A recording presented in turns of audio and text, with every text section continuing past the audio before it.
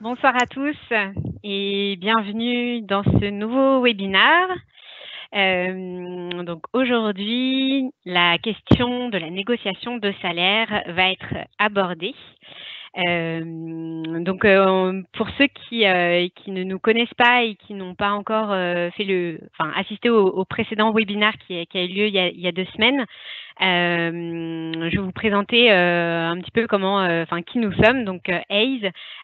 Donc je suis aujourd'hui accompagnée de mon collaborateur Édouard Allais, qui est directeur de plusieurs divisions de Aze, que je laisserai se présenter dans quelques instants.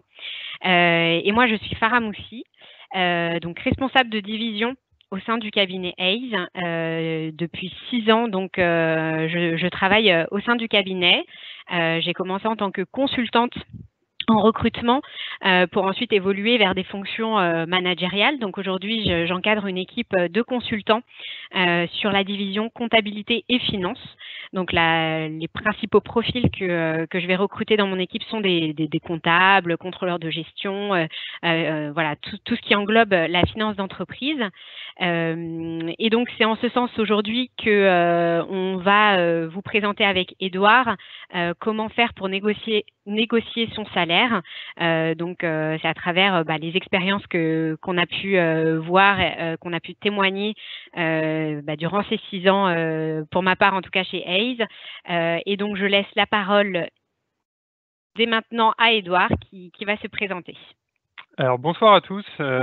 Écoutez, très heureux d'être de retour parmi vous pour un deuxième webinaire. Alors effectivement, le thème de ce soir est très très important, puisque comment faire pour négocier son salaire, c'est un thème qui touche tout le monde. Donc on aura l'occasion justement de le présenter avec Farah. Moi, je suis très content d'être avec vous. Alors je suis donc effectivement Édouard Allais, je suis directeur au sein du cabinet Aze et je travaille au sein de ce cabinet depuis 13 ans maintenant. Et j'ai la grande chance de travailler justement en collaboration avec Farah sur des recrutements donc dans plusieurs types d'entreprises, sur différents secteurs, et notamment sur la finance, la comptabilité et la finance, les métiers de ressources humaines, le juridique. Et donc aujourd'hui, après avoir fait mes armes sur le métier de consultant comme Farah, j'ai désiré manager et je manage plusieurs consultants donc au sein de ce cabinet. Donc très content encore une fois d'être avec vous. Et puis surtout lors de ce webinaire, n'hésitez surtout pas à poser vos questions, puisqu'à la fin on aura justement une vingtaine de minutes, une demi-heure pour vous répondre, en espérant qu'on aura bien sûr toutes les réponses que vous souhaitez. Merci Édouard. Alors c'est vrai qu'aborder la question du salaire, que ce soit à l'embauche ou lors d'un entretien en interne, n'est pas toujours un point facile à mener. Donc qu'entend-on par salaire exactement? À quel moment faut-il amener le sujet? Quels sont les éléments à prendre en compte lors de la discussion? Et donc qu'il s'agisse d'un premier salaire ou d'une négociation, on va voir comment aborder plus sereinement la question des prétentions salariales lors d'un entretien. Avant cela, je vais vous rappeler un petit peu qui nous sommes aujourd'hui, pour ceux qui ne nous connaissent pas et qui rejoignent ce webinaire pour la première fois. Aze est un cabinet de recrutement anglo-saxon, donc qui est né à Londres à la fin des années 50. Aujourd'hui, nous sommes présents sur 33 pays. Et en France, nous sommes arrivés en 2001. Donc, on va bientôt fêter nos 20 ans. Aujourd'hui, on est présent donc sur 21 bureaux répartis sur toute la France. Et donc à Paris, le siège parisien recrute sur toute l'Île-de-France. Donc on a fait le choix de tout centraliser sur une seule et même agence. Et donc chaque consultant est spécialisé par ligne de métier. En tout, on couvre une vingtaine de spécialisations métiers, dont je vous laisserai apprécier le détail sur notre site internet aze.fr. Là, vous avez vraiment tous les métiers répertoriés, mais pour vous donner une indication générale, on va recruter, donc, comme on vous le disait avec Édouard, sur les métiers de la finance, les métiers RH, recrutement, sur les métiers de l'IT également, le consulting, que ce soit également les métiers commerciaux, banque, assurance. Voilà, on a différents secteurs d'activité et différents métiers que l'on représente. Et on recrute sur 3 principaux contrats, donc ça va être le CDI, le CDD et l'intérim. On a aussi une partie donc contracting sur la partie IT et pharmaceutique, entre autres. Et donc voilà, on recrute sur ce type de contrat. Le rôle d'un cabinet de recrutement, c'est de mettre en relation les candidats que l'on va suivre tout au long du processus de recrutement avec les besoins de nos clients. Et pour vous donner une idée, on a vraiment tout type de clients, que ce soit des TPE aux grands groupes, en passant par des PME, tout secteur d'activité confondu. Donc voilà, notre rôle, c'est vraiment de la mise en relation entre les candidats, de façon totalement gratuite pour les candidats, et de les placer chez nos clients en fonction de leurs compétences. Donc le sommaire de ce soir est réparti en 3 parties. Donc la première, ça va être comment préparer votre négociation. Donc qu'est-ce que comprend le salaire, bien connaître son marché et évaluer sa valeur. Dans un deuxième temps, on va voir à quel moment négocier. Et on a pris 2 cas particuliers, donc le cas de la négociation de salaire en entreprise, donc dans le cas où vous êtes déjà en entreprise et que vous souhaitez renégocier votre salaire en interne. Et le cas numéro 2, c'est négocier son salaire en entretien d'embauche, donc dans le cadre d'un processus de recrutement classique. Et dans un troisième temps, on va aborder la question de comment construire son argumentaire, donc à travers des faits, être dans une logique 50-50 et les erreurs à éviter. Donc, dans cette première partie, il est important de bien comprendre ce qu'est le salaire. Alors, le salaire englobe beaucoup plus de choses que une simple rémunération. Alors déjà, dans un premier temps, lorsqu'on parle de salaire en entretien, on parle toujours de salaire brut annuel. On ne parle jamais en net. Ça, c'est quelque chose à vraiment garder en tête en entretien. Donc, je vous invite avant d'aller en entretien de faire vos calculs chez vous et de bien comprendre ce qu'est qu'un salaire brut annuel. Donc, on va se positionner sur un salaire de 25 000, 30 000, 45 000 brut annuel et on va échanger sur cette base. Le deuxième point, c'est de savoir si on est sur 12, 13 mois. Certaines sociétés proposent aussi, vont jusqu'à 13 mois et demi, 14 mois pour certains cas exceptionnels. Et donc là, encore une fois, il est important de bien savoir sur quelle base on parle, de savoir à quel moment le 13e mois est versé. Est-ce qu'il est versé sous forme, la moitié en juin, la moitié en décembre, par exemple. Est-ce qu'il est mensualisé, dans quel cas vous ne le sentirez pas aussi d'un point de vue mensuel au niveau de votre salaire. Donc, bien savoir si on est sur 12, 13 mois ou plus. Autre chose qui rentre en compte dans le salaire, ça va être le statut. Est-ce qu'on est sur un statut cadre? Est-ce qu'on est sur un statut employé? Et là, ce qui est important de savoir, c'est au niveau des charges que vous allez devoir payer sur votre salaire. Donc, un statut cadre a des charges plus importantes qu'un statut non cadre. Il y a quelques exceptions aussi dans certains secteurs d'activité où les charges sont vraiment très particulières. Je pense par exemple au cabinet d'avocats où un statut employé a des charges très très élevées qui dépassent les 27%.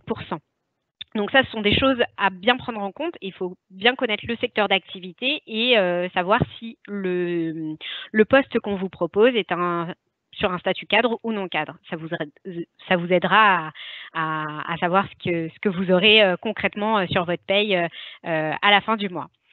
Les horaires entrent en compte également dans la rémunération, puisqu'on a tendance à parler d'une base de 35 heures, puisque c'est la norme en France.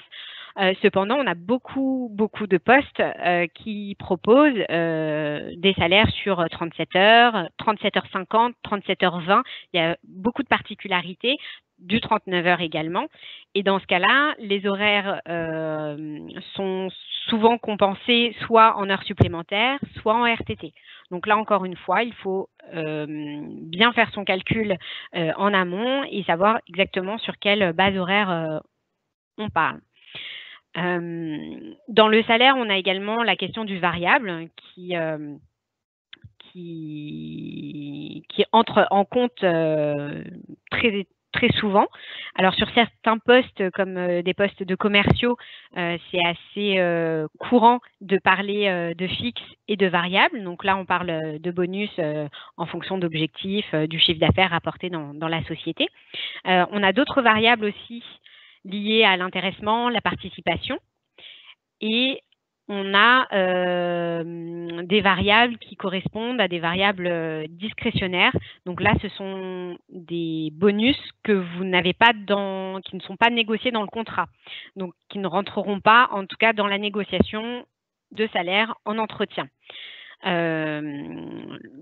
Il faut être à l'aise avec cette notion de fixe et bonus, justement pour englober en fait le salaire général dans votre négociation de salaire. Les avantages, on connaît les avantages classiques, RTT, les tickets restaurants, le CE, le plan de formation.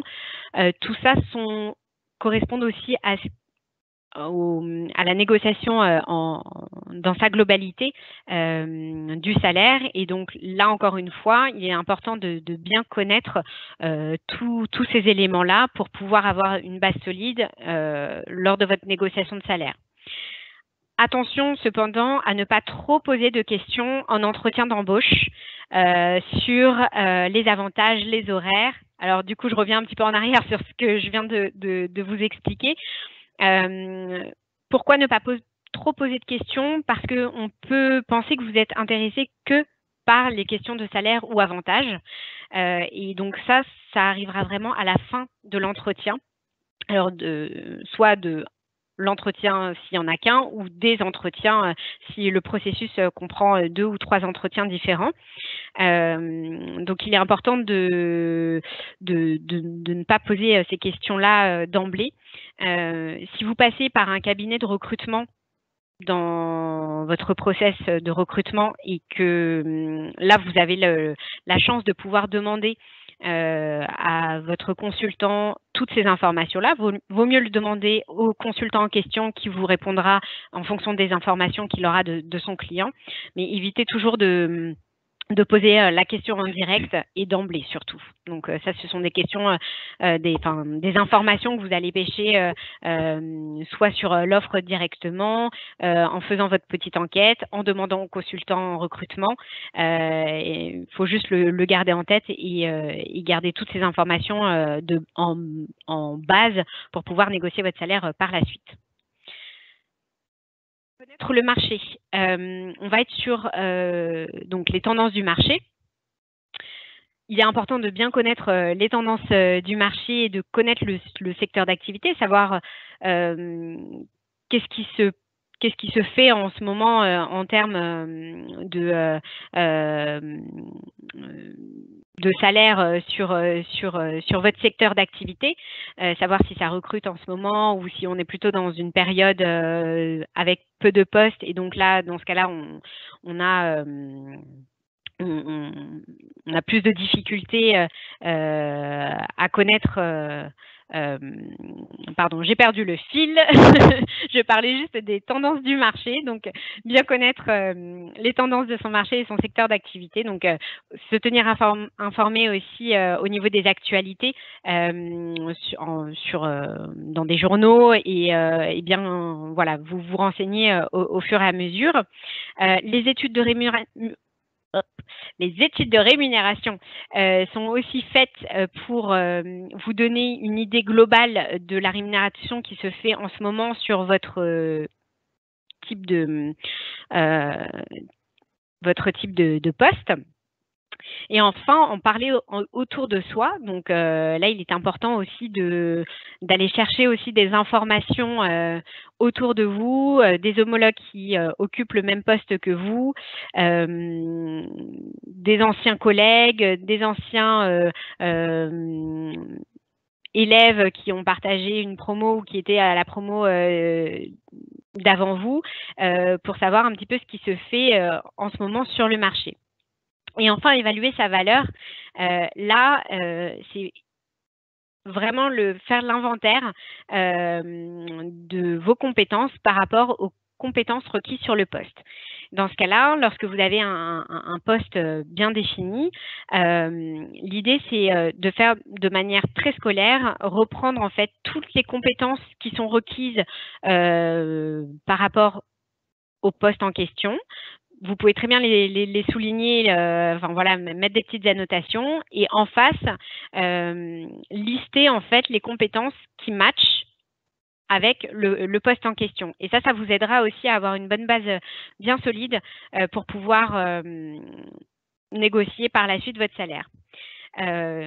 Posez-vous la question également de qu'est-ce que vous allez apporter de plus qui justifie cette négociation de salaire, que ce soit lors d'un entretien d'embauche classique ou dans le cadre d'une renégociation de salaire, c'est de se dire qu'est-ce que j'apporte en plus à la société qui justifie cette augmentation ou qui justifie de négocier le salaire. Et enfin, donc, faire le point, donc, comme je vous le disais, avec les tendances du marché et l'étude de rémunération et tout ça englobé, vous aurez une base solide pour ensuite lancer les négociations. Je vais laisser la parole à Édouard pour cette deuxième partie. Alors, merci beaucoup Farah. Et je vais juste partager le document. Voilà, non, si on doit être bon, si je dis pas de bêtises. Attendez.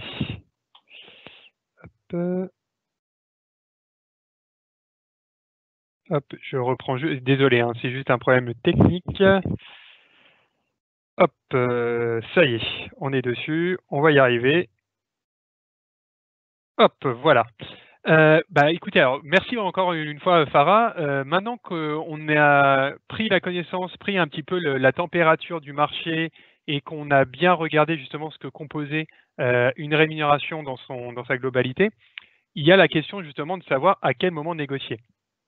Alors, le sujet justement du timing est hyper important justement dans le process, et c'est ce qui va vous permettre justement, en fonction de la situation, de savoir à quel moment ne pas arriver trop tard, ne pas arriver trop tôt, le moment vraiment, le moment opportun justement pour commencer à lancer les négociations en termes de salaire.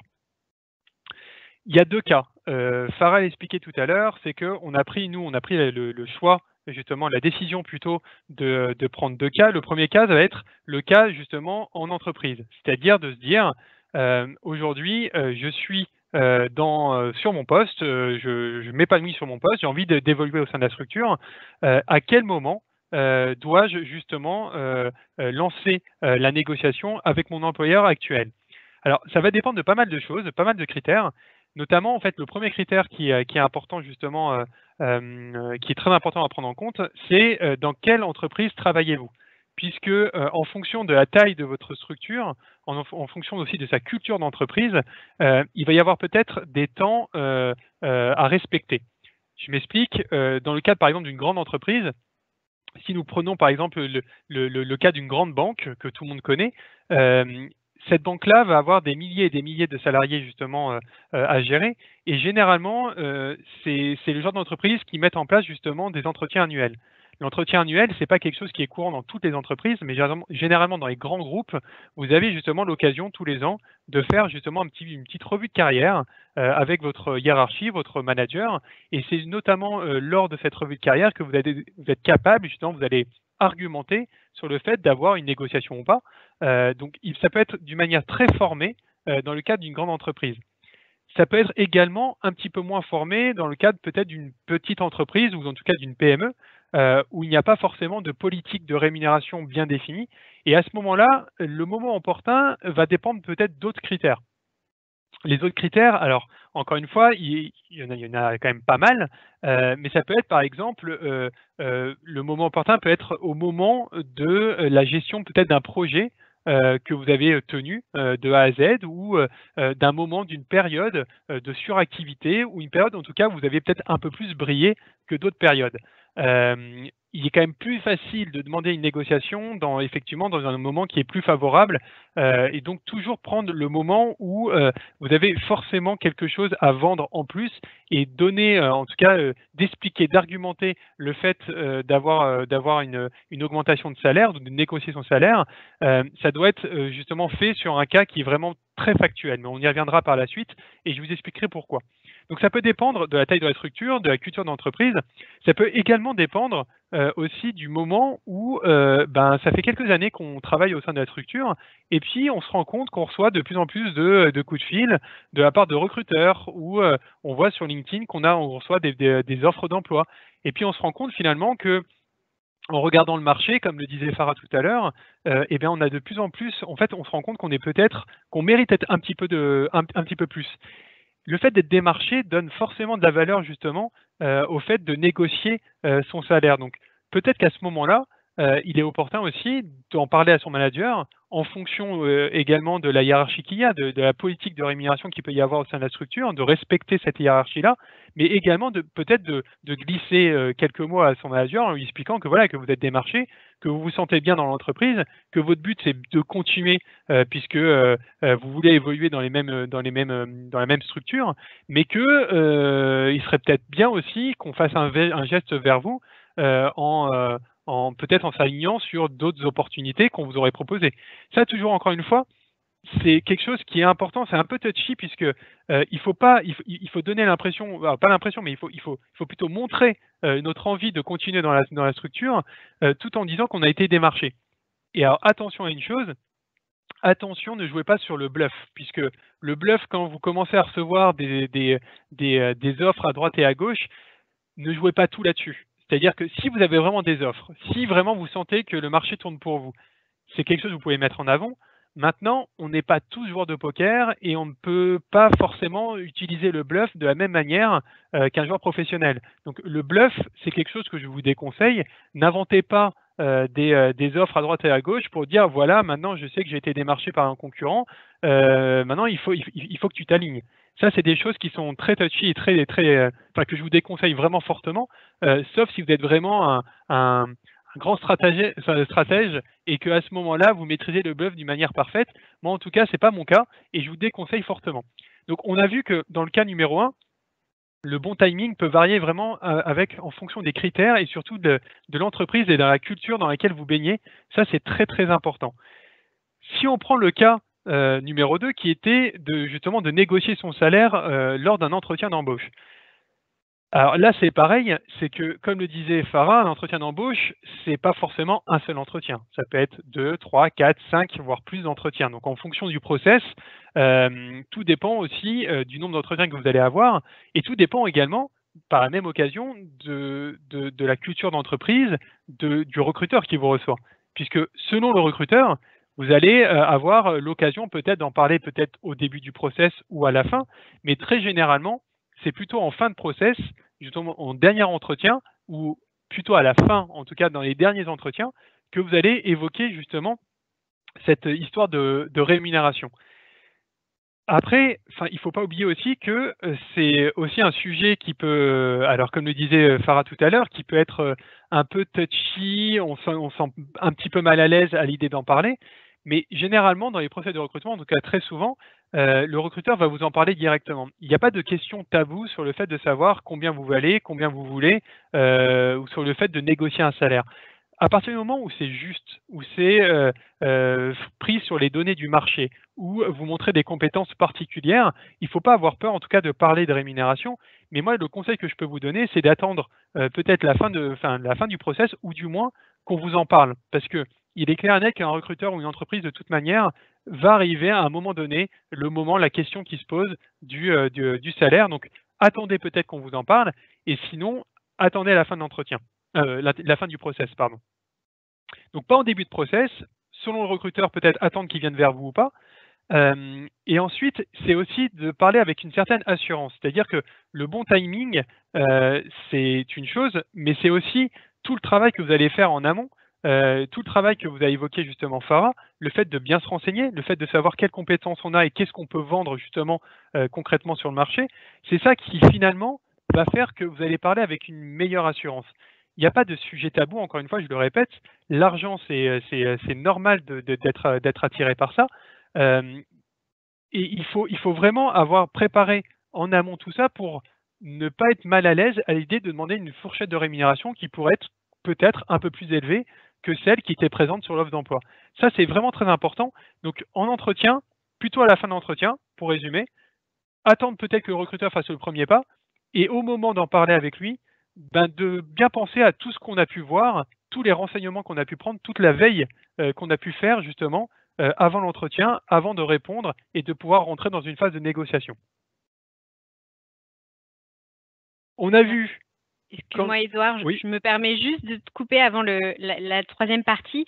Bien sûr. C'est simplement de rappeler à tous nos participants de ne pas hésiter à poser des questions pendant le déroulé du webinaire, puisque à la fin, on prendra le temps, si vous avez des questions, évidemment, on prendra le temps d'y répondre et d'échanger avec vous. Donc, n'hésitez vraiment pas à poser vos questions et on se fera un plaisir d'y répondre tout à l'heure.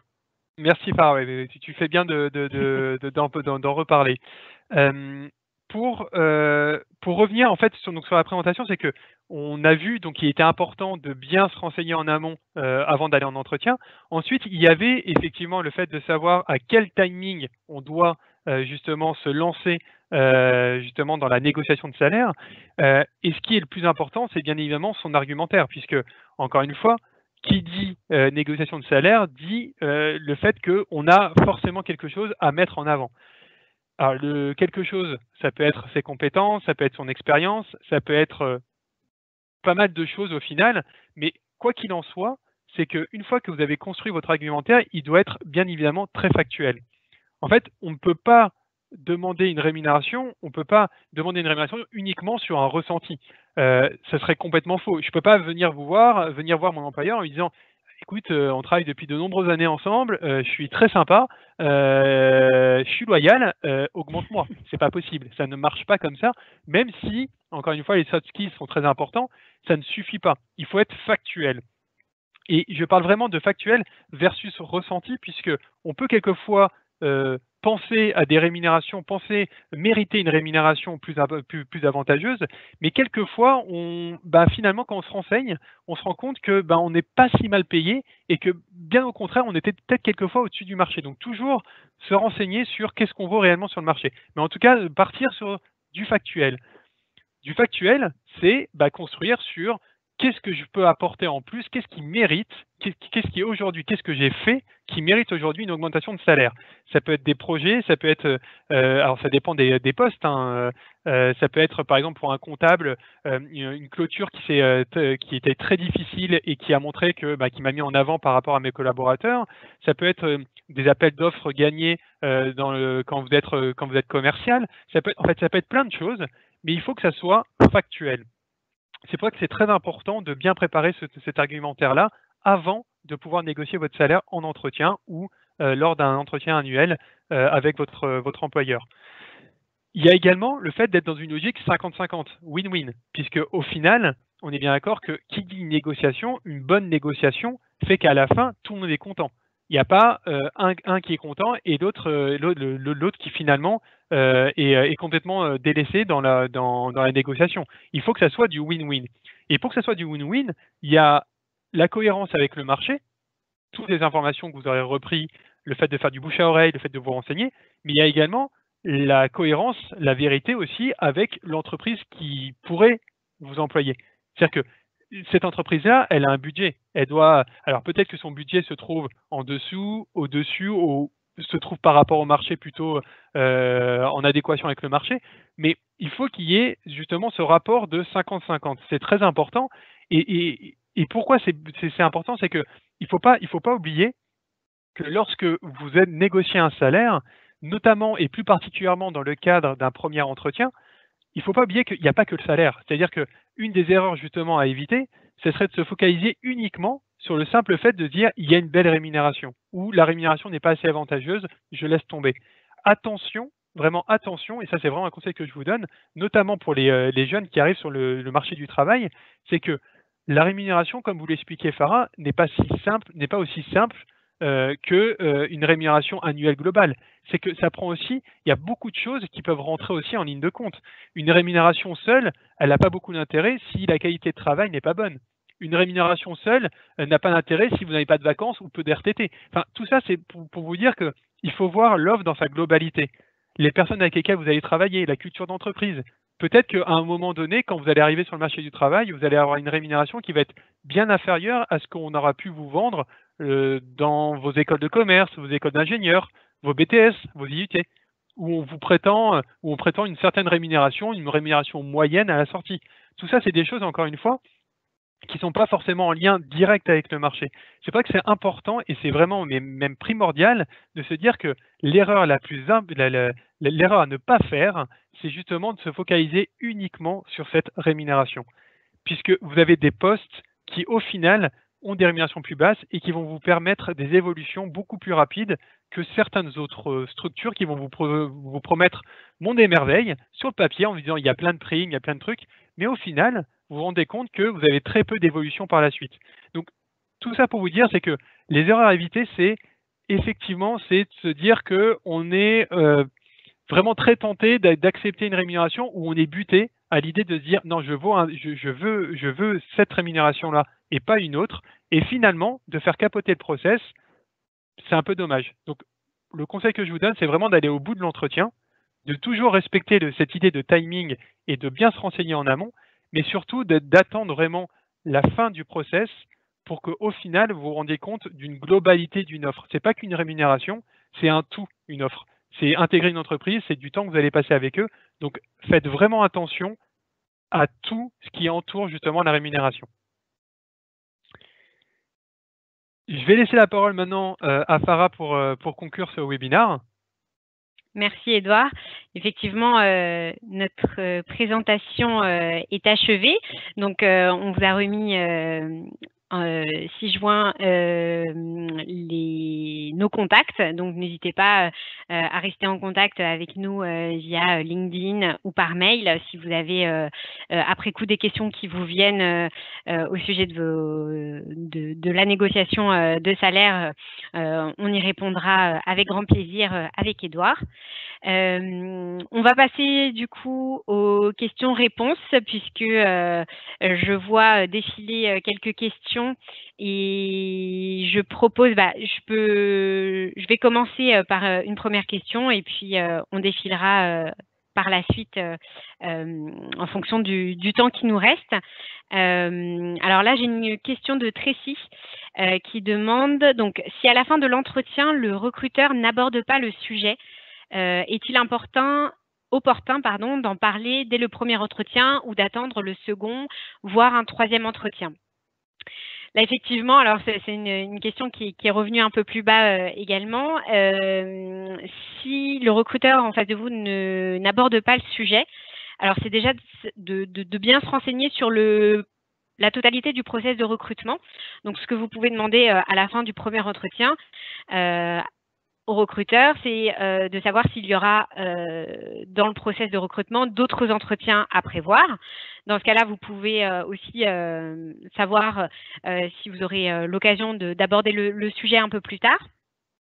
En général, si vous avez un entretien avec un opérationnel et qu'on vous dit que vous aurez un deuxième entretien derrière qui sera un entretien RH, vous savez que ce sera plus avec le RH que vous pourrez aborder le sujet.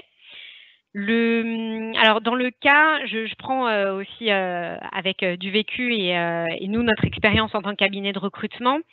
Dans le cas où vous passez un entretien via un cabinet de recrutement, donc c'est un consultant qui envoie votre profil à son client et vous passez des entretiens chez son client, renseignez-vous auprès du consultant directement de savoir combien d'entretiens il y aura et surtout, l'idée, c'est d'avoir déjà une fourchette de salaire. Quand un consultant vous propose un poste, un poste lambda, souvent on a la fourchette de salaire. On va vous dire ce poste-là est entre 30 et 35 000 euros brut annuels.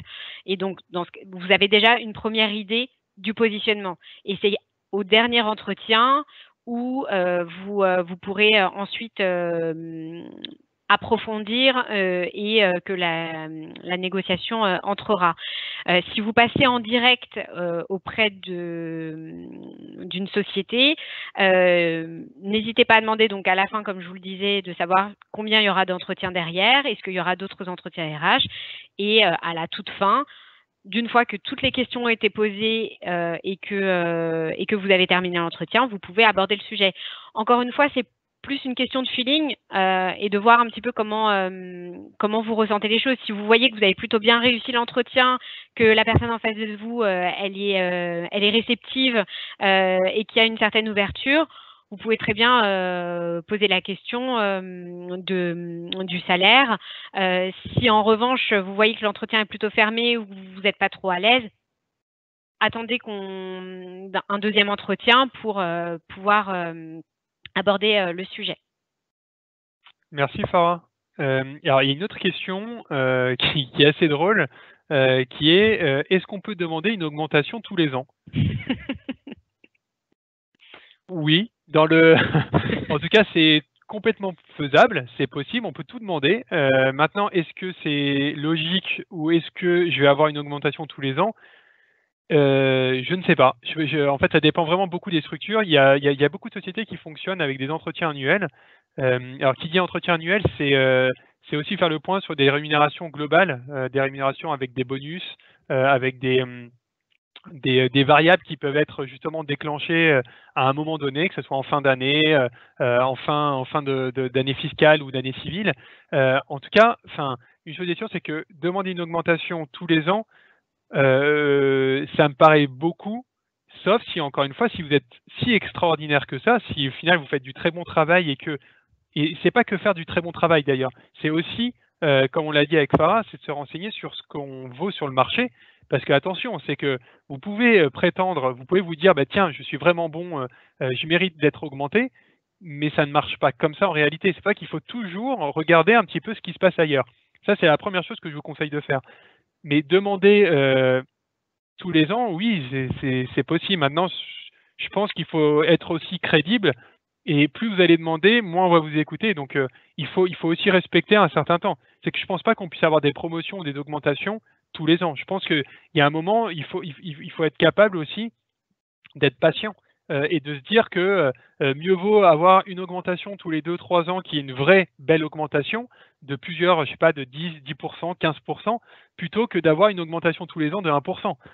Ça peut paraître bête, mais c'est ce qui peut arriver si on se retrouve devant justement des employés qui demandent sans cesse des augmentations. Et à un moment donné, un petit peu comme à des enfants, et à un moment donné, on va dire non. Enfin, c'est stop et on va arrêter justement, on va couper court et puis on va arrêter de négocier. Donc, le conseil, c'est toujours la même chose, se référer à ce qui se passe sur le marché, prendre un maximum d'informations, regarder les études de rémunération qui sont disponibles, et ensuite, si ça vaut vraiment le coup et si on vaut plus que ce qu'on gagne, à ce moment-là, pourquoi pas le demander. Mais ça me paraît quand même un peu osé de le faire tous les ans. C'était Anonymous, voilà. Le retour d'Anonymous. Massine nous pose une question. Quand un recruteur nous demande si nos prétentions sont négociables, que nous conseillez-vous de répondre? Montrer de la flexibilité ou plutôt rester ferme? Alors, le risque en restant ferme, c'est de fermer toute la possibilité d'un échange. Le risque, c'est de vraiment rester sur une confrontation. Moi, je reste sur mes positions, à prendre ou à laisser. Voilà. L'idée, alors, c'est plutôt de montrer de la flexibilité dans une certaine mesure. Et encore une fois, l'idée, c'est plutôt de savoir est-ce que le poste m'intéresse vraiment, auquel cas je suis prêt à rogner sur 1 ou 2 cas annuels. Est-ce que là, ça ne me va pas du tout et effectivement, j'ai en tête de ne pas descendre en dessous d'un certain seuil. Et là, ce qu'on me demande de faire, c'est un effort trop important, donc non. En fait, tout dépend de où est-ce que vous mettez le curseur. Et moi, le conseil que je peux vous donner, c'est d'avoir en tête une fourchette de salaire, d'avoir en tête le seuil en dessous duquel vous n'allez pas descendre quoi qu'il arrive, et entre-temps, de plutôt jauger en fonction de l'entretien, de voir comment ça s'est passé. Et de savoir si voilà, vous laissez une petite flexibilité ou pas.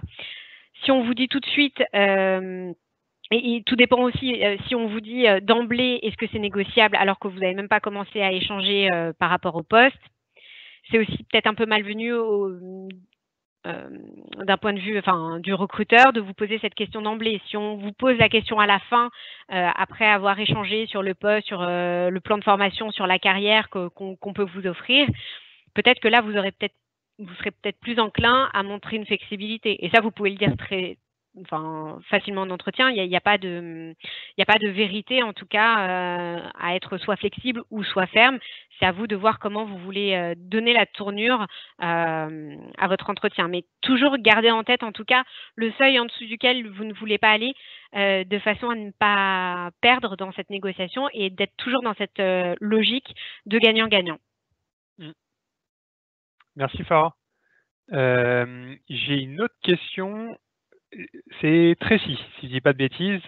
Tracy qui nous demande si on nous propose une rémunération inférieure à celle que l'on propose, que faire? Alors c'est une bonne question. Alors que faire? Tout dépend, Tracy, en fait, de ce que vous mettez en avant, ce qui est pour vous le plus important lorsque vous postulez à une offre ou quand vous travaillez. C'est-à-dire que est-ce que l'objectif premier c'est de gagner de l'argent, gagner plus d'argent? Est-ce que c'est de travailler parce que dans cette structure parce que finalement le poste est très polyvalent et vous y sentez bien, parce que vos collègues sont là, vos collaborateurs et le management y est bon? Enfin, tout va dépendre en fait de l'équilibre que vous allez avoir justement sur votre poste actuel. Pourquoi je dis ça? Parce que, encore une fois, une rémunération inférieure à celle qu'on propose, il y a différentes possibilités. Il y a un scénario qui est efficace, mais ça pourrait dire ciao, bye bye, je vais voir ailleurs. Ça peut être une éventualité. Et encore une fois, si la rémunération est bel et bien inférieure à celle qu'on propose, mais attention, à celle qu'on propose, est-ce que ce qu'on propose, est-ce que c'est vraiment en lien, en corrélation avec ce qui se passe sur le marché? C'est toujours la même chose, parce que attention, si vous dites bye bye, après il va falloir trouver autre chose. Et il n'est pas dit qu'à la rémunération à laquelle vous souhaitez être embauché, vous trouviez chaussures à votre pied. Donc il faut toujours faire attention et faire ce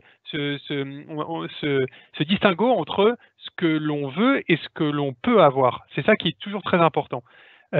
Après, une rémunération qui est inférieure, c'est toujours la même chose, c'est l'équilibre. Est-ce que finalement je serais mieux en gagnant un peu plus d'argent ailleurs, mais j'ai pas mes collaborateurs, j'ai pas le même poste, j'ai des missions qui sont moins intéressantes? Tout ça, ça rentre en ligne de compte. Donc c'est un global, Tracy. Donc la rémunération, si on vous propose que faire, c'est propre à chacun.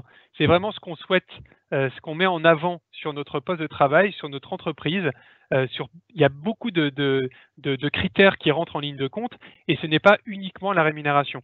Donc, encore une fois, tout dépend qui vous êtes. Je ne connais pas Tracy, mais en tout cas, il peut y avoir plusieurs possibilités. Et si vous voyez que vraiment, parce qu'il y avait une autre question, je crois, tout à l'heure, qui est, alors j'ai oublié le nom de la personne, mais encore une fois, c'est que vous pouvez toujours aller voir ailleurs à partir du moment où vous vous êtes renseigné sur ce que vous valez. Et c'est toujours la même chose. Si vous êtes sûr de ce que vous valez et que pour vous la rémunération est vraiment très importante à vos yeux et que vous pouvez gagner plus d'argent ailleurs, faites-le. Mais encore une fois, c'est que tout dépend de ce que vous mettez dans la balance. Merci Edouard. Une nouvelle question de Costas qui nous demande comment réussir à obtenir une augmentation quand son employeur estime que vous êtes déjà trop payé en comparaison des autres collaborateurs, mais que pour autant le salaire n'est toujours pas à la hauteur du travail fourni. La première question qu'il faut se poser, alors c'est est-ce que vous avez exactement le même poste que vos autres collaborateurs? Est-ce que vous faites exactement le même travail que votre collaborateur? Dans ce cas-là, la question c'est de savoir qu'est-ce qui justifierait une augmentation de salaire. Donc là, on revient vraiment à la question de base. Pourquoi on vous augmenterait vous pour le même travail que vos collaborateurs effectuent? La deuxième, c'est mais que pour autant le salaire n'est toujours pas à la hauteur du travail fourni. Là, est-ce que c'est vous qui jugez à titre personnel que votre salaire est inférieur au travail que vous fournissez? est-ce que vous vous êtes bien renseigné sur l'étude générale du marché et de savoir si sur un autre poste dans une autre société, on vous proposerait le même salaire? Si la réponse est que vous êtes sous-payé dans votre société et qu'il n'y a pas d'ouverture de salaire, j'ai envie de vous dire, changez de société. C'est aussi, ça peut être aussi un motif pour aller voir d'autres sociétés qui pourront payer leurs employés à leur juste valeur. Il existe effectivement des sociétés qui rémunèrent leurs employés en dessous de l'état du marché, et ce qui justifie aussi des départs, et c'est tout à fait normal. Donc là, la question aussi, c'est de savoir, voilà, qu'est-ce qui justifie, vous, que vous soyez augmenté. Donc là, on revient aussi sur le bilan de ces compétences. Qu'est-ce que vous avez apporté de plus que vos collaborateurs qui justifie ça. Et ensuite, si vraiment votre salaire n'est pas à celui du marché, c'est aussi de rentrer dans une négociation pour échanger avec votre société actuelle et de leur démontrer simplement aussi ce que vous pouvez leur apporter de plus, et dans ce cas-là, augmenter votre salaire. Sinon, effectivement, vous pouvez aller voir ailleurs si l'herbe est plus verte. Merci Farah. Alors, on a une autre question de la part d'Aminata. Aminata qui nous demande donc bonsoir, merci pour votre intervention. Merci Aminata. Doit-on surévaluer sa proposition pour négocier derrière?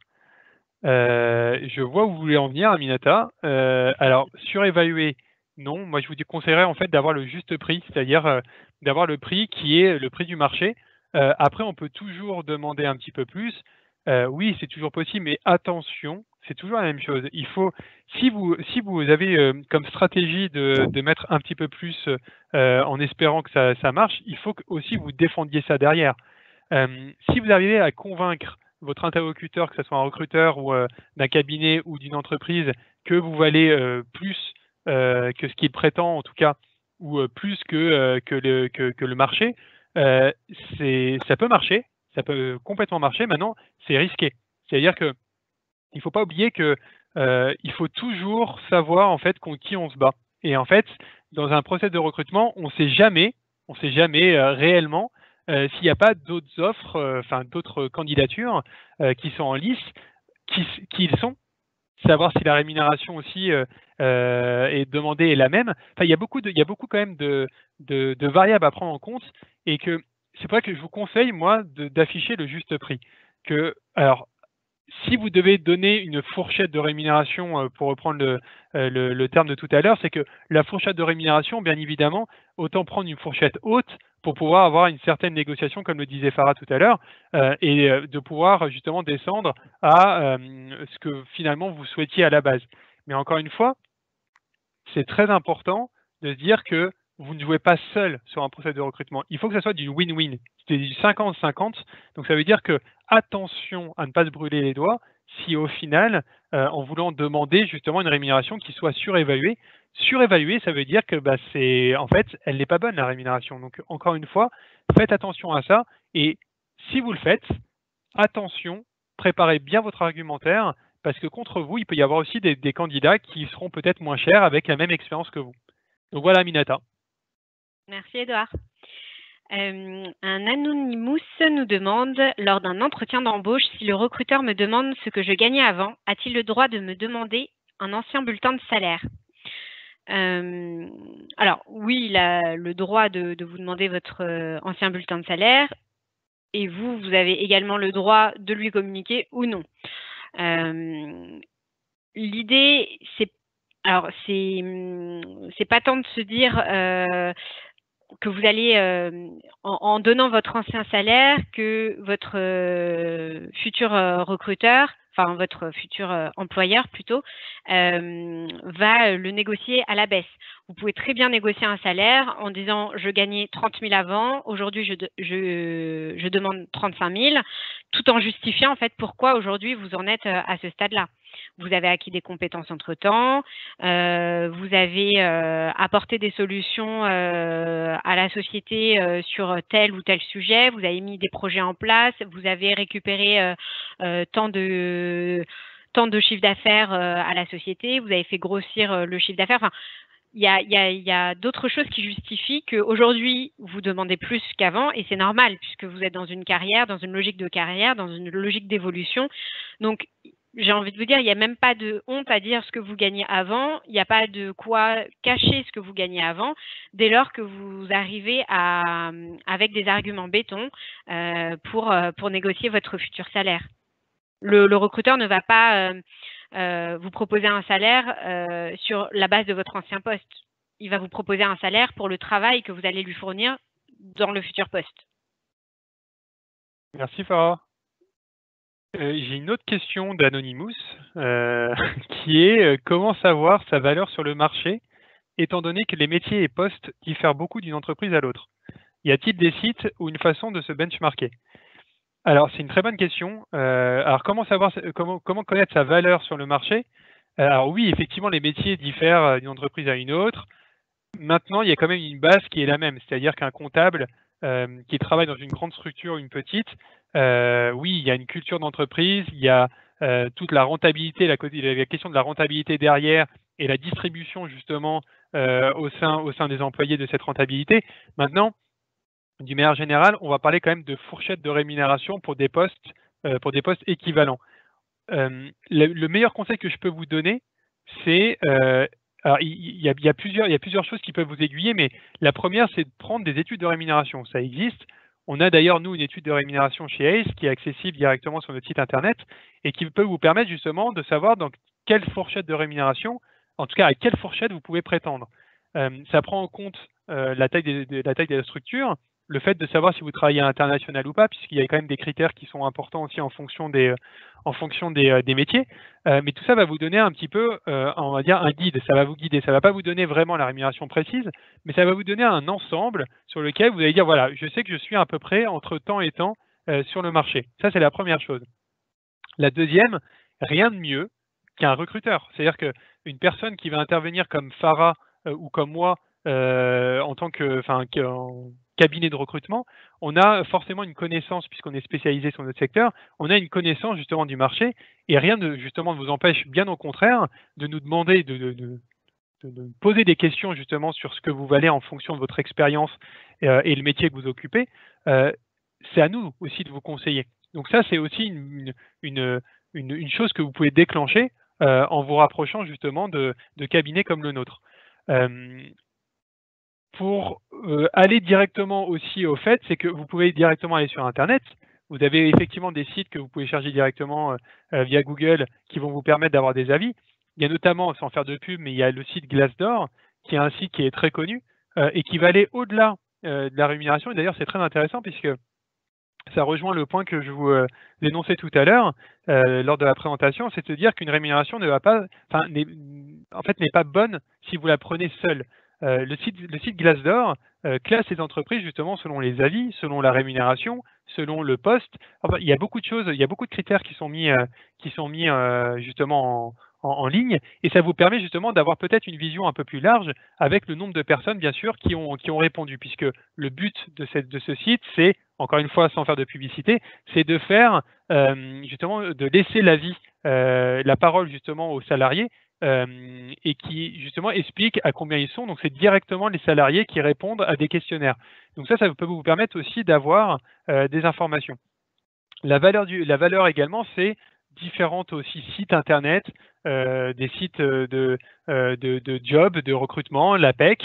Enfin, il y a pas mal de sites aussi qui peuvent vous permettre d'avoir des informations sur justement ce que vous valez exactement sur le marché. Donc il y a quand même beaucoup de choses, et il y a surtout aussi le bouche à oreille.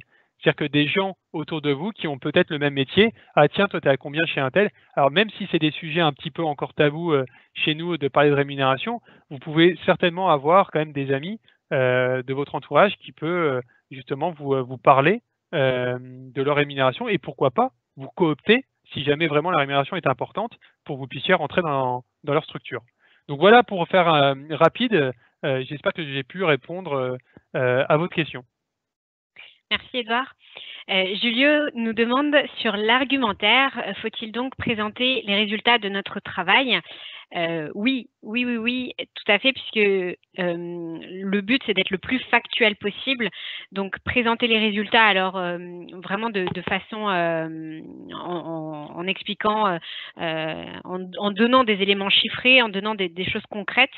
Et c'est ainsi que vous aurez vraiment une valeur ajoutée, en tout cas à votre une base solide en tout cas pour négocier votre salaire. Merci Farah. Il y a une autre question, alors c'est Massina qui nous dit bonsoir, merci pour cette intervention. Comment négocier son salaire lorsque nous sortons fraîchement d'une école sans expérience professionnelle? Alors c'est une bonne question et je crois qu'il y en a pas mal qui sont avec nous ce soir justement, qui sont dans le même cas que vous Massina.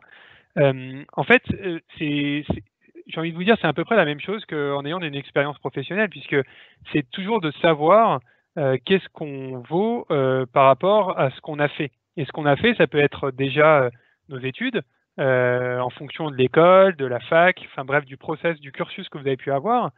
Ça peut être également une expérience aussi. Il ne faut pas oublier que on recrute aussi beaucoup sur les soft skills et également tout ce que vous avez pu faire en dehors de vos expériences professionnelles.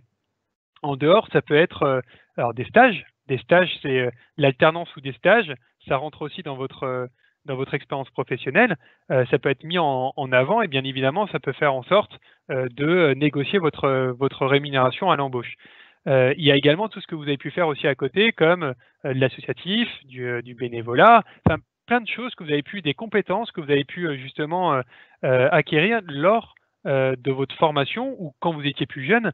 Tout ça sont aussi importants que toute la technicité que vous avez pu faire lors de différentes expériences professionnelles que vous n'avez pas encore.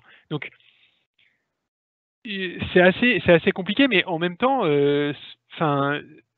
une école, ça peut vous donner déjà, en fonction de l'école, ça peut vous donner au moins une moyenne. Alors faites attention aussi à ça, mais ça peut vous donner une moyenne à peu près de ce que vous pouvez prétendre sur le marché.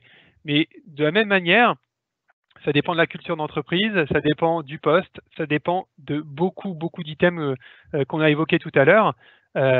Donc négocier son salaire, c'est possible, Massina, même quand on est jeune diplômé, mais c'est comme tout, il faut savoir à peu près combien on vaut et il faut, en fonction de ses expériences, argumenter en tout cas, si on veut une rémunération qui est peut-être sur la fourchette haute du panier. Donc voilà, j'espère avoir répondu à votre question. Merci Edouard. Alors j'ai une remarque de Costas qui me dit « Merci Farah pour votre retour constructif. Mon entourage m'a également conseillé de postuler ailleurs. Je suis ravie d'avoir été l'élément déclencheur de votre prise de conscience. J'espère que ça n'arrivera pas aux oreilles de votre employeur actuel.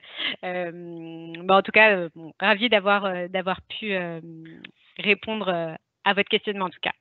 Farah, oui. j'ai une question pour toi parce que je pense que tu vas pouvoir aider une personne plus particulièrement. Il s'agit d'Aminata qui demande justement de quelle fourchette de salaire tu pourrais lui conseiller pour un poste de contrôleur de gestion junior avec 2 ans d'expérience dans des grands groupes français. Est-ce que tu aurais peut-être une fourchette de rémunération que tu pourrais justement lui donner? Oui, alors de manière générale, pour un contrôleur de gestion sorti d'école avec 2 ans d'alternance dans un grand groupe, le salaire peut osciller entre 35 et 42. Alors, je vous donne une fourchette qui est assez large parce que ça va dépendre de beaucoup de choses. Ça va dépendre alors déjà, est-ce que c'est un poste à portée internationale? Parce qu'aujourd'hui, sur les métiers financiers, l'anglais est valorisé, l'utilisation de la langue anglaise est valorisée et peut justifier aussi une négociation de salaire plus importante. Sur des profils qui parlent anglais, on peut déjà se positionner sur du 38-40. Ensuite, dépend aussi de la grille salariale. Alors souvent dans les grandes structures, on a déjà des grilles de salaire déjà bien prédéfinies. Et enfin, l'idée aussi, c'est de se renseigner, de savoir si vous allez travailler seul sur un projet en contrôle de gestion ou est-ce que vous êtes au sein d'une grosse équipe. Plus vous aurez un rôle central et plus votre poste sera étoffé, le salaire sera un peu plus important. Si en revanche vous êtes dans une équipe où les tâches sont assez réparties, à ce moment-là, on va se situer plutôt sur du 35-38 en fonction, en fonction des grilles de la société. Merci Farah, merci. J'avais une autre question il y a deux questions un peu similaires sur les stagiaires. Est-ce qu'il est possible de négocier son salaire en tant que stagiaire? Oui, enfin, tout est négociable dans la vie, mais encore une fois, ça dépend quand même de pas mal de choses, puisqu'il y a quand même des conventions de stage, donc c'est quelque chose qui peut être aussi dans une politique de recrutement et de rémunération au sein d'une structure. Ça peut varier selon d'une structure à une autre. Donc il faut prendre en compte ça. Maintenant, rien ne vous empêche effectivement de négocier. Il faut trouver des arguments, c'est toujours la même chose. Ça peut être votre niveau, l'école que vous avez pu faire, le fait que vous avez aussi passé d'autres entretiens où au final on vous a proposé plus. C'est toujours la même chose, c'est le même jeu. Après, il faut toujours faire attention à ne pas se brûler, c'est toujours la même chose. Faites attention à bien regarder ce qu'il est possible de demander. Renseignez-vous également parce que vous pouvez avoir justement des retours de stagiaires. Ça peut se trouver également de se rapprocher de stagiaires de cette entreprise pour voir aussi à quelle rémunération ils sont rentrés. Ça peut être très, très, très formaté, comme je vous l'ai dit, selon les structures. Donc, c'est possible. Maintenant, il faut s'armer de courage pour justement faire en sorte d'arriver avec un argumentaire béton. Mais tout est envisageable, donc je vous souhaite bon courage. Anonymous encore. C'est Anonymous? Oui, c'est ça, c'est Anonymous, voilà. Merci Edouard. Une question de Dario qui nous dit donc bonsoir, comment prétendre au même salaire que mes collaborateurs masculins? Alors, c'est une question, je crois qu'il y avait une autre personne aussi qui a posé la question de salaire homme-femme. Le conseil que je peux vous donner là-dessus, c'est de ne pas se positionner comme femme en entretien, ne pas se positionner comme... rester vraiment factuel sur... vos compétences, enfin encore une fois, peu importe si vous êtes une femme, un homme, peu importe d'où vous venez, l'idée c'est pas de rentrer. En fait, si déjà vous vous posez la question, ça veut dire que vous laissez la porte ouverte à ce genre de commentaires en entretien. Positionnez-vous comme un futur collaborateur, homme ou femme, peu importe, qui va apporter de nouvelles compétences et qui va apporter du nouveau au sein de la société, et c'est en ce sens que vous allez négocier votre salaire. Là, c'est plutôt une question de mood, d'état d'esprit, voilà, c'est plutôt en ce sens qu'il faut aborder le sujet, et j'ai envie de vous dire ne pas l'aborder du tout.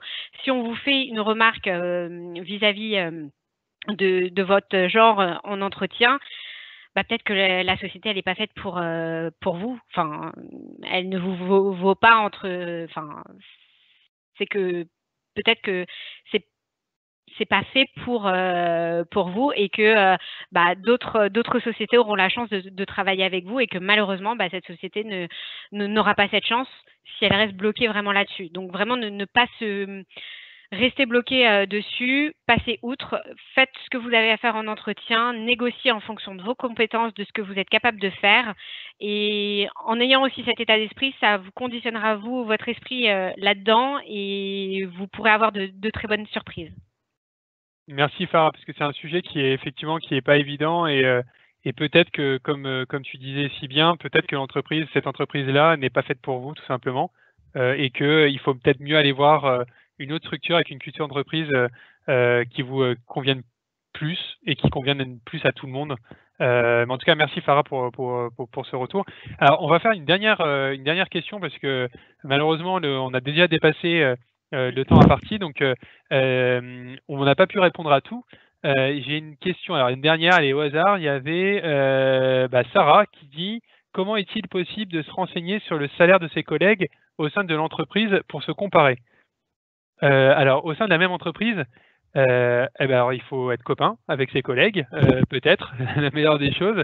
Non, plus sérieusement, bah, sur le même site que j'énonçais tout à l'heure, Glassdoor, ça peut être pas mal pour vous déjà de vous renseigner parce qu'il y a les avis, il y aura peut-être des avis de salariés qui viennent de la même entreprise que vous. Après, comment se renseigner? Ben, écoutez, c'est un peu compliqué. Et malheureusement, il n'y a pas de tableau où sont annoncés justement les salaires de tout le monde. Ça sert à rien de se rapprocher du service paye pour espérer avoir une information là-dessus. C'est bien évidemment très confidentiel. Mais à part de vous renseigner auprès des personnes qui vous entourent, même si c'est tabou, vous pouvez peut-être sentir des informations. Et puis, moi, la meilleure chose que je vous conseille de faire, c'est plutôt de savoir qu'est-ce que vous valez vous. Parce que le but, c'est peut-être pas tant de savoir combien valent les autres, c'est plus de se dire est-ce que je suis payé vraiment à la bonne rémunération. Parce que si ça se trouve, les gens autour de vous seront moins bien payés que vous. Mais ça ne veut pas dire non plus que vous êtes payé à la hauteur de vos compétences. Donc, le meilleur conseil que je peux vous donner, Sarah, c'est de vous renseigner sur les différents sites qu'on a évoqués tout à l'heure, sur le bouche à oreille, sur la presse, sur les études de rémunération qu'on peut vous proposer. Tout ça, ça va vous permettre justement d'avoir une rémunération et de vous dire, OK, là aujourd'hui, est-ce que je suis dans l'optique de me dire, je continue chez eux et je négocie un salaire ou pas? Est-ce que peut-être je suis bien payé, puis finalement, je suis bien où je suis? C'est ça que je peux vous conseiller. Surtout, en fait, il faut le faire pour vous. Il ne faut pas tout le temps se comparer à ses collaborateurs parce que c'est ce qu'il y a de plus difficile au sein d'une équipe, au sein d'une structure. Regardez un petit peu ce qui se passe ailleurs. Il faut être ouvert d'esprit et à ce moment-là, prendre la décision ou pas de négocier son salaire. Merci Edouard. Alors notre webinaire touche à sa fin et nous espérons avoir pu répondre au maximum de questions possibles. S'il y a certaines questions qui sont passées à la trappe, alors je pense qu'on n'a pas eu le temps de répondre à toutes les questions, n'hésitez pas à nous les envoyer à Edouard et moi sur LinkedIn ou par mail. On y répondra avec plaisir. Et donc, on espère qu'en tout cas, on a pu vous apporter des réponses à vos questions liées à la négociation de salaire. Donc voilà, nous restons en tout cas à votre écoute si besoin. Et puis, on espère vous revoir bientôt. Alors peut-être en vrai, en live, pour une prochaine fois, si la conjoncture nous le permet. En tout cas, on aimerait beaucoup échanger avec vous, parce que on voit que vous êtes très intéressé et qu'il y a du répondant, donc ça fait vraiment plaisir. Et en tout cas, c'était très agréable pour nous de réaliser ces deux webinaires. Donc, on vous souhaite plein de belles aventures, en tout cas, lors de vos prochains entretiens d'embauche, prochaines négociations de salaire. Et puis, Costas, tenez-nous informés si vous avez pu trouver chaussures à votre pied qui vous rémunèrent à votre juste valeur. Je serai intéressée, en tout cas, de connaître l'issue de votre démarche. Merci à tous. En tout cas, merci de nous avoir suivis. Et je rejoins Farah. Surtout, bien préparer votre entretien de négociation ou préparer son entretien tout court. De toute manière, c'est toujours bon. J'ai été très content de pouvoir animer ce webinaire avec Farah. On aura certainement l'occasion peut-être, enfin j'espère en tout cas de se revoir. En tout cas, je vous souhaite bon courage et une très bonne continuation dans vos process de recrutement. Et j'espère à bientôt. À bientôt. Au revoir. Merci, au revoir.